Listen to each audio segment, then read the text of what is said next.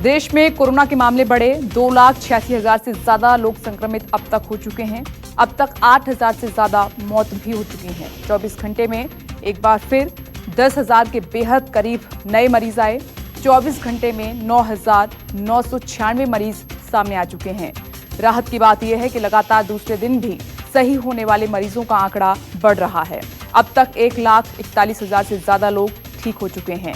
महाराष्ट्र में कोरोना के मामले और बढ़ रहे हैं। 94,000 से ज्यादा हुए हैं मरीज। एक बार फिर लॉकडाउन लगाने पर उद्धव सरकार कर रही है विचार। महाराष्ट्र के बाद तमिलनाडु में सबसे ज्यादा मरीज हैं कोरोना के। तमिलनाडु में अब तक 36,000 से ज्यादा लोग संक्रमित हो चुके हैं। दिल्ली में भी कोरोना मरीजों में रिकॉर्ड तोड़ बढ़ोतरी हो रही है। मरीजों का आंकड़ा 32,000 से ज्यादा हो चुका है।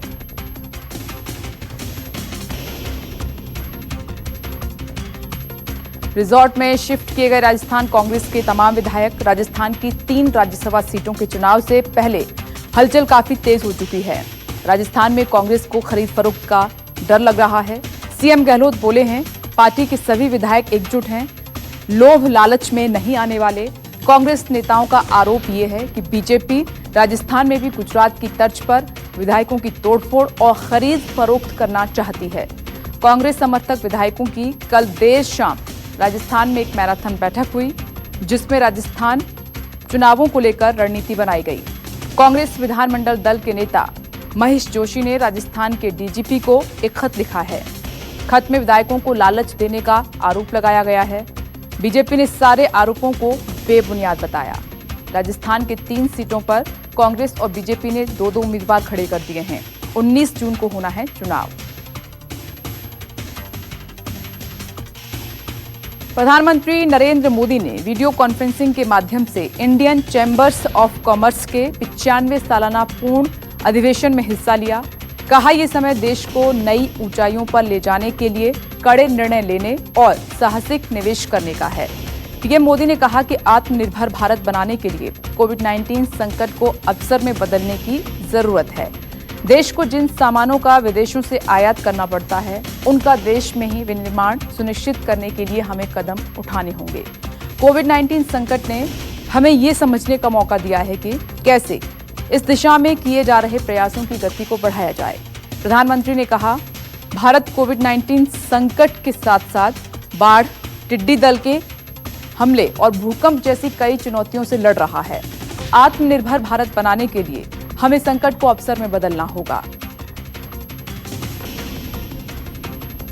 हिमाचल प्रदेश के चंबा में तेज बारिश के बाद नदियां उफान पर हैं।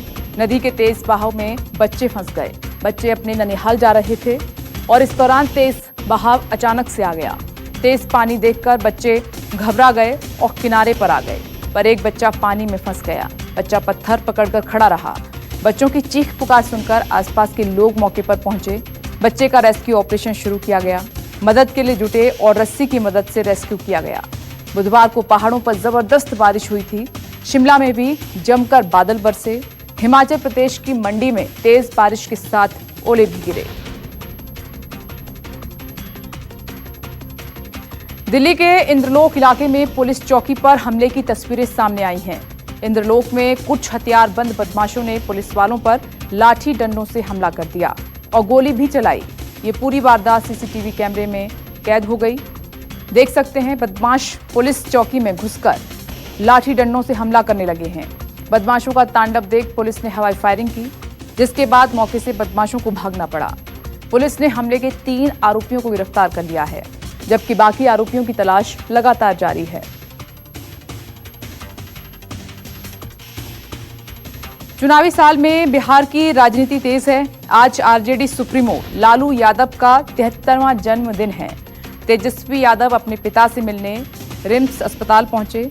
लालू यादव ने अस्पताल में अपना बर्थडे केक काटा और इस मौके पर पटना की सड़कों पर उन्हें बधाई देते हुए पोस्टर भी लगाए गए।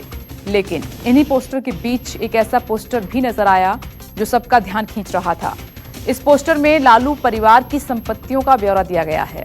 पोस्टर में लालू यादव के 73वें जन्मदिन पर उनकी और उनके परिवार की 73 संपत्तियों की लिस्ट जारी की गई है। पोस्टर में लिखा है, राजनीतिक धौंस से बटोरी गई संपत्तियों की श्रृंखला और शेष है। हालांकि इस पर लगवाने वाले का नाम नहीं लिखा हुआ है। यूपी के अनामिका शुक्ला फर्जीवाड़े में पुलिस को बड़ी सफलता मिली है। कासगंज पुलिस ने आरोपी पुष्पेंद्र के भाई जसवंत को गिरफ्तार कर लिया है। जसवंत इस फर्जीवाड़े का मास्टरमाइंड बताया जा रहा है और वैभव कुमार के नाम से एक प्राथमिक विद्यालय में नौकरी भी कर रहा था। पुलिस के अनुसार पुष्पेंद्र, राज और नीटू तीनों एक ही शख्स के नाम हैं और पुष्पेंद्र ने ही सुप्रिया को अनामिका शुक्ला के नाम पर नौकरी दिलवाई थी।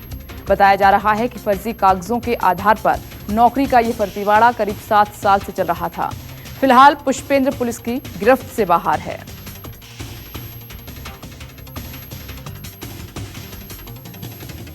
मानव संसाधन मंत्रालय ने देश के शीर्ष आईआईटी, आईआईएम और विश्वविद्यालयों की रैंकिंग सूची को जारी कर दिया है। इन संस्थानों को अपने अपने क्षेत्र में अव्वल माना गया है। मानव संसाधन मंत्रालय की वार्षिक रैंकिंग में आईआईटी मद्रास, आईआईएससी बेंगलुरु और आईआईटी दिल्ली शीर्ष 3 संस्थानों में शुमार किए गए हैं। 10 श्रेणियों में इंडिया रैंकिंग 2020 जारी कर दी गई है। मेडिकल क्षेत्र में दिल्ली के एम्स को पहला नंबर मिला है, पहला स्थान हासिल किया है। फार्मेसी संस्थानों में जामिया हमदर्द पहले स्थान पर रहा। डेंटल संस्थानों में दिल्ली का मौलाना आजाद पहले नंबर पर रहा। कॉलेजों की लिस्ट में दिल्ली का मिरांडा हाउस पहले स्थान पर काबिज रहा। ओवरऑल रैंकिंग में आईआईटी मद्रास को पहला स्थान मिला है।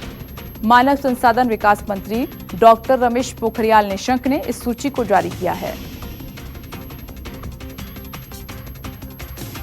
जम्मू कश्मीर के बडगाम में नार्को आतंकी मॉड्यूल का भंडाफोड़ हुआ है। बडगाम में सुरक्षा बलों ने लश्कर के 3 सहयोगियों को गिरफ्तार कर लिया है।